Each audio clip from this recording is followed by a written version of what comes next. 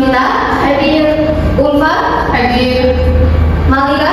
Hadir. Nah, alhamdulillah ya, kelas ini masuk semua dan tidak ada yang izin ataupun sakit. Nah, pada kesempatan kali ini kita akan membahas tentang menelaah penggunaan tanda baca dan kata serapan dalam teks biografi. Nah, pada minggu kemarin kita sudah belajar tentang mencoba mencari gagasan, ide, pesan dan pikiran dari tokoh yang kita ceritakan dalam teks biografi. Nah, yang pertama, penggunaan tanda baca. Dalam teks biografi, penggunaan tanda baca seperti titik, koma, tanda kutip, dan tanda tanya dapat memberikan informasi yang penting dalam membantu memahami teks. Kemudian yang kedua, penggunaan kata serapan. Dalam teks biografi, kata serapan dapat digunakan untuk menggambarkan asal-usul atau latar belakang subjek biografi. Nah, setelah kita membaca tulisan ini, menurut kalian hubungannya teks biografi mengenai gagasan dan menelaah penggunaan tanda bacanya itu apa? Apakah ada yang tahu? Oke, kalau belum tahu kita lanjut ke slide selanjutnya. Nah, tanda baca dalam sebuah teks berfungsi untuk menentukan struktur sebuah tulisan, menentukan intonasi, serta jeda pada saat pembacaan. Sederhananya, tanda baca berfungsi untuk penekanan pada poin-poin penting pada teks biografi khususnya. Kata serapan dapat memperkaya kosakata dan memberikan pengetahuan lebih tentang bahasa asing kepada pemakai bahasa Indonesia. Kata serapan ini merupakan kata yang diadopsi dari bahasa asing ke bahasa Indonesia. Kemudian, kata pengantinnya. Apa yang kalian ketahui tentang tanda baca? Ada yang tahu? Ada yang tahu? Oke, Mbak Malika, apa tanda baca? Tanda baca itu ada titik, koma, huruf, dan tanda petik. Nah, betul sekali. Dari jawaban Mbak Malika itu merupakan contoh dari tanda baca. Kemudian, apa ada yang tahu apa itu kata serapan? Saya Bu. Ya, Kata serapan itu adalah kata yang diserap dari bahasa asing ke bahasa Indonesia, Bu. nah betul sekali. Jadi kata serapan itu adalah sebuah kata yang diadopsi dari bahasa asing ke bahasa Indonesia. Nah, lanjut. Nah, contoh dari kata serapan sendiri yaitu seperti stabilitas, berasal dari bahasa Inggris yaitu stability. T-nya dalam bahasa Inggris menjadi tas dalam bahasa Indonesia. Stability menjadi stabilitas. Kemudian organisasi berasal dari bahasa Inggris organization, yaitu organization menjadi organisasi di bahasa Indonesia. Kemudian komputer berasal dari bahasa Inggris computer dan computer di bahasa Indonesia menjadi komputer. Kemudian foto berasal dari bahasa Inggris yaitu foto. Foto dalam bahasa Indonesia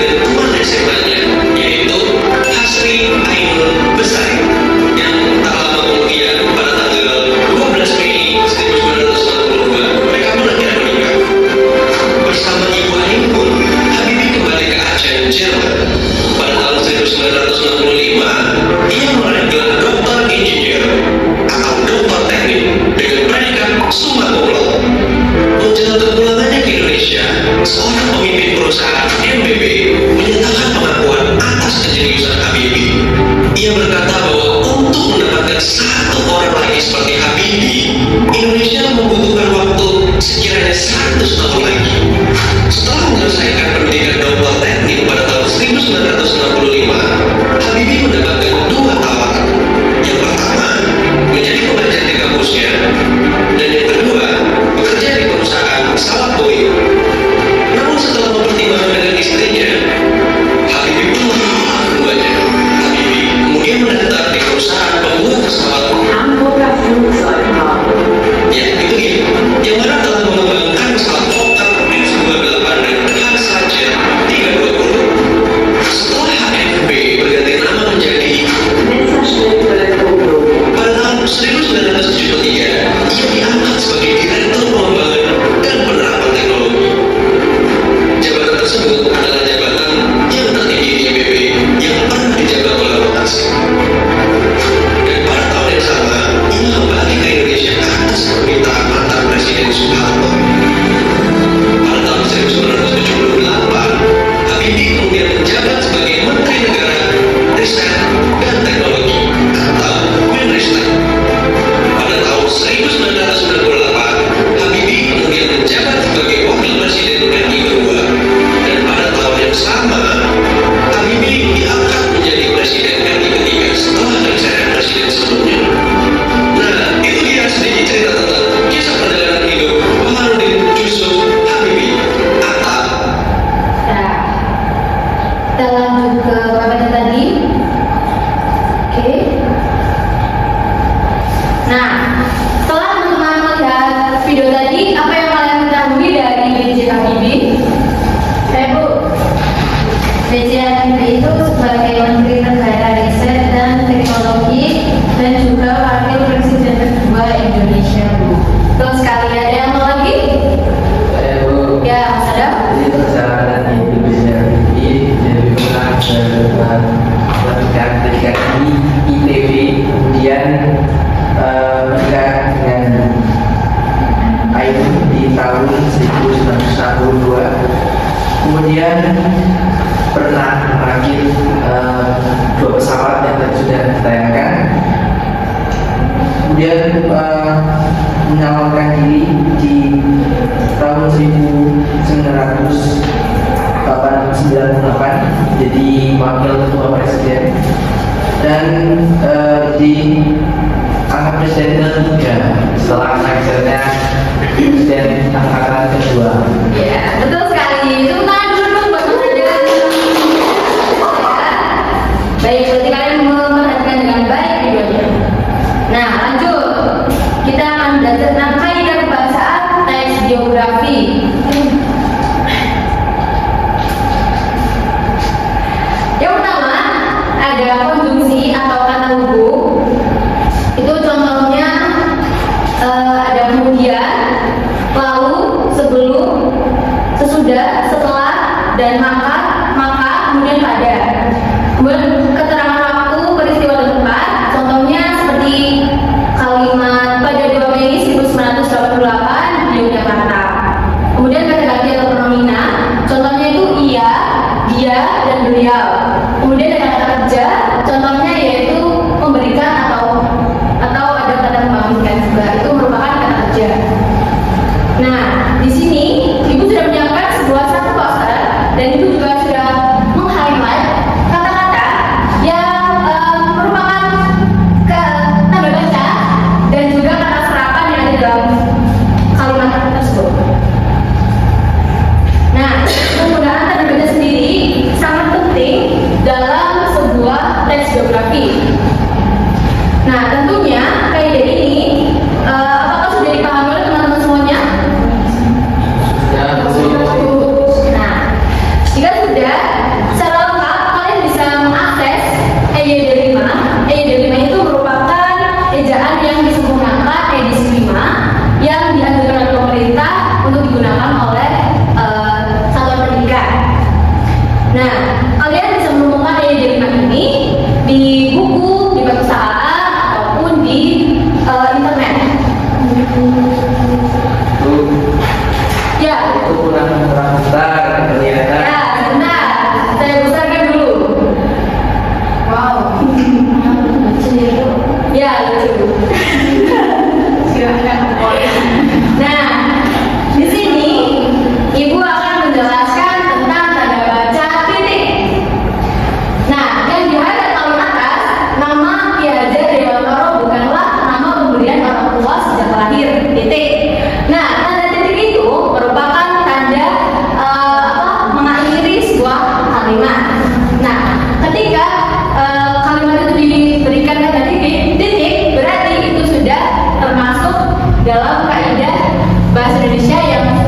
lagi.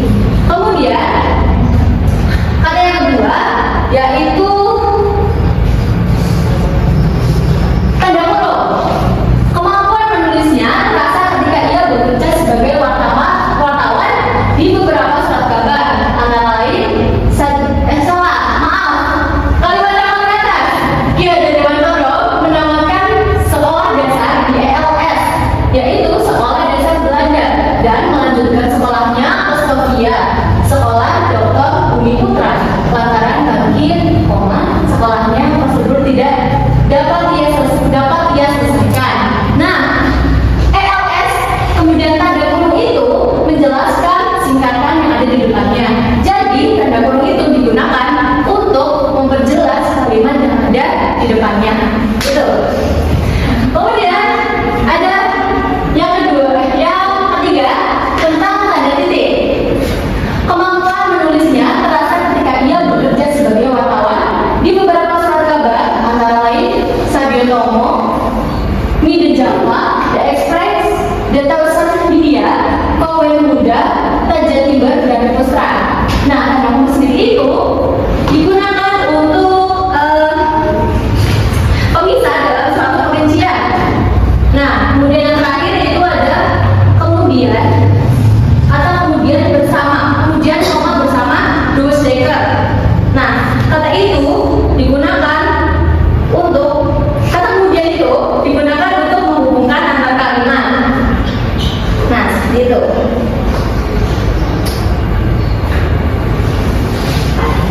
Nah, di sini kamu bisa mengakses barcode yang ada dalam layar ini. Boleh dikeluarkan handphonenya, di-scan. Yang sudah tidak bawa, boleh memperhatikan dan melihat temannya yang bisa scan. Baik, Bu.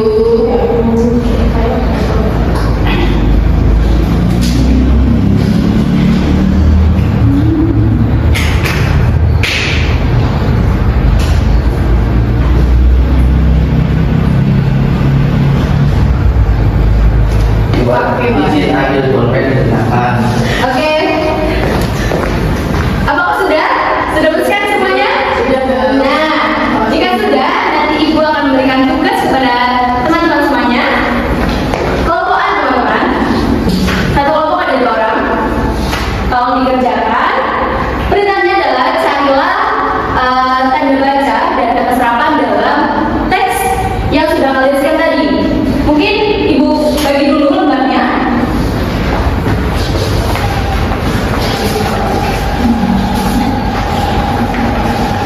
Oke, mungkin Ibu bisa menentukan dari sini ya. Iya, Bu. Nah, ya, seperti ini. Sudah punya pasangan masing-masing kan? Sudah. Ya, boleh langsung mengerjakan saja. Ibu beri waktu 5 menit untuk mengerjakan. Dan nanti kalau sudah selesai bisa dipresentasikan di Pak. Salah satu saja.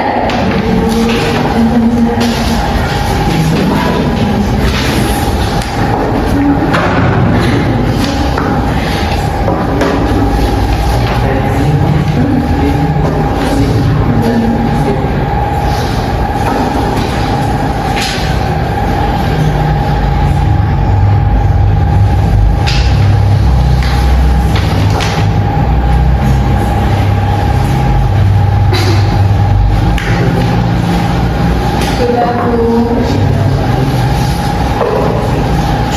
Belum, Bu. Ya, boleh diselesaikan dulu. Tidak boleh mencontek temannya ya. Ya. Harus bekerjasama dengan teman kelompoknya.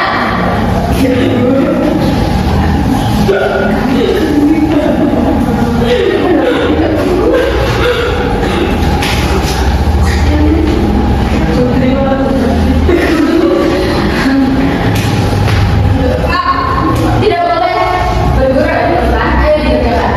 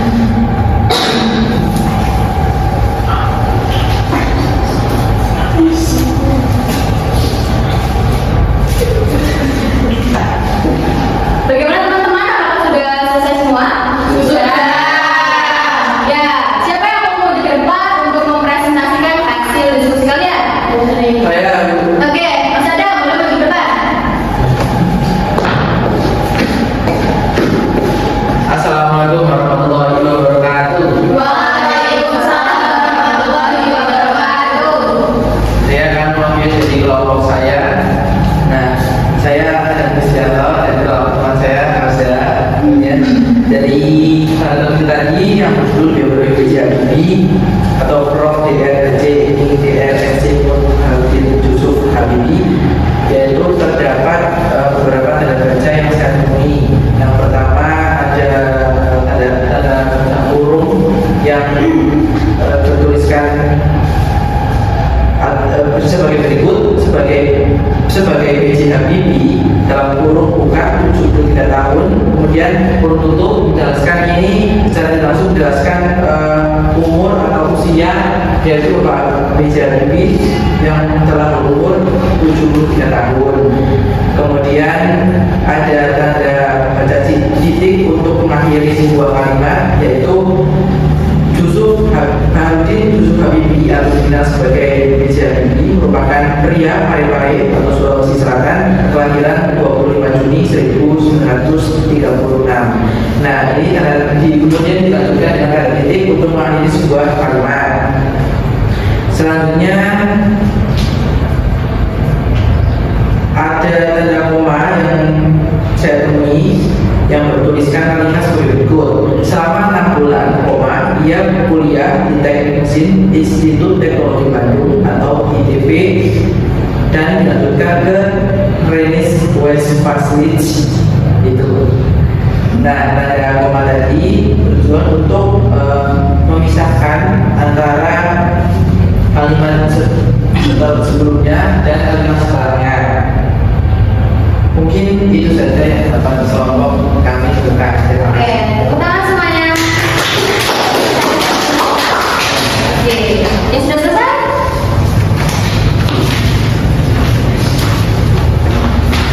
Saya Aidi, wassalamualaikum warahmatullahi wabarakatuh. Waalaikumsalam warahmatullahi wabarakatuh. Nah, bagaimana teman-teman presentasi kita pada pagi hari ini? Apakah kalian senang? Nah, setelah Ibu melihat pekerjaan kalian ini, Ibu sangat senang sekali karena kalian bisa memahami kaidah, terus menelaah, tanda baca dan kata serapan dalam teks biografi. Nah, untuk itu materi menelaah tanda baca dan kata serapan ini sangat penting untuk kalian dapatkan karena ini sangat berguna untuk kedepannya ketika kalian menulis artikel ataupun menulis skripsi nantinya kalau kalian sudah masuk kuliah. Nah, kemudian kalian hari ini sudah belajar apa saja teman-teman? Tanda baca. Nah, ya betul sekali. Nah, mungkin dengan kalian sudah menjawab tanda baca dan kata serapan, materi kita cukupkan sampai di sini. Dan teman-teman